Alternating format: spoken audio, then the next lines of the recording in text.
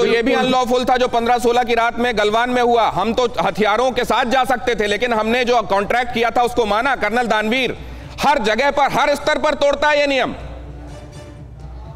देखिए, चाइना जो है, चाइना की आदत पड़ गई थी, उसको ये समझ में आ गया था कि पूरी दुनिया उसके ऊपर आर्थिक रूप से डिपेंडेंट होती जा रही है।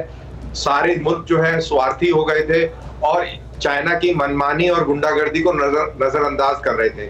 लेकिन ये सारी परिस्थितियां कोविड-19 के ब्रेक के बाद में चेंज हुई हैं और हिंदुस्तान से जब से चाइना ने पंगा लिया है और हिंदुस्तान जब खड़ा हो उठा है, तब से दुनिया को ये समझ में आया है कि नहीं, ऐसे नहीं चलेगा, चाइना को हमें रोकना पड़ेगा। अति सर्वत्र वर्ग गए। आप अपनी तरक्की की कहानी लिखते लिखते अगर अपनी सीमाओं को पार करेंगे तो आप अपने खात्मे की कहानी लिख देंगे, और चीन अब ये देखने वाला है।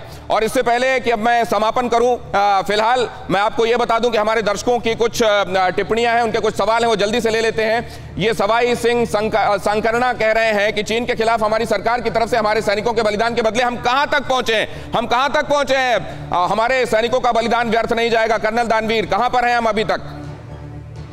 देखिए, हम बिल्कुल मजबूती से खड़े हुए हैं। चाइना PP-14, PP-15, गोरा, हॉट स्प्रिंग यहाँ से पीछे हट चुका है, डेप्सांग के अंदर हमारे दबाव में है और फिंगर 4 से वो थिन आउट हो गया है। और जिस तरीके से राजनाथ सिंह जी ने ये कहा कि ये गारंटी मैं नहीं देता हूं कि कैसे ये वार्ता सफल होगी या नहीं होगी, लेकिन ये जरूर आश्वासन देता हूं कि हमारी एक भी इंच वो अपने कब्जे में नहीं रख पाएगा। हमारी एक इंच जमीन उसके कब्जे में नहीं होगी। और हम ये भी ना भूलें कि हमने 43 निपटाए थे, 43, हो सकता है उससे ज्यादा, मान नहीं रहा वो। अगला इंजीनियर आदर्श त्रिपाठी कहते हैं चाइना व्यापारिक माध्यम से दूसरे देशों में अपना आधिपत्य जमाना चाहता है और पीओके हमारा है और हम इसे लेकर रहेंगे, इसीलिए चीन बौखलाया हुआ है। उसे पता है भारत अपना पीओके लेगा, नहीं तो धारा 370 हटाई ही क्यों जाती। और ये बात बिल्कुल सही है अशोक सज्जनहार साहब कि उसी समय से और बौखलाया हुआ है चीन।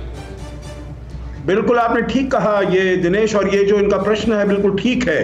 5 अगस्त को ये हटाई गई और 16 अगस्त को आपको याद होगा चीन इस मुद्दे को लेकर यूएन सिक्योरिटी काउंसिल में, परंतु वहां भी उसको बाहर निकाल दिया गया। यूएन सिक्योरिटी काउंसिल में उसकी बात सुनने के लिए कोई राजी नहीं है। और मेरे विचार से अब जो जवाब मिला है, एक 15-16 जून की रात को और एक हमारी जो डिप्लॉयमेंट हुई है, बहुत ही मस्कुलर डिप्लॉयमेंट हुई है, मिरर डिप्लॉयमेंट हुई है, तो उससे मेरे विचार से संदेश चीन के पास बिल्कुल साफ चला गया है जो भारत उसके सामने झुकने वाला नहीं है। भारत झुकने वाला नहीं है और भारत ने स्पष्ट कर दिया है कि बातचीत कितनी सफल होगी हमें नहीं मालूम। सफल हो जाए तो बहुत अच्छा है, लेकिन अगर सफल नहीं होती तो हमको दूसरे तरीके भी आते हैं। और जाहिर है भारत ने स्पष्ट कर दिया है कि द्वंद्व कहां तक पाला जाए, युद्ध कहां तक टाला जाए, तू भी राणा का वंशज है, फेंक जहां तक भाला जाए।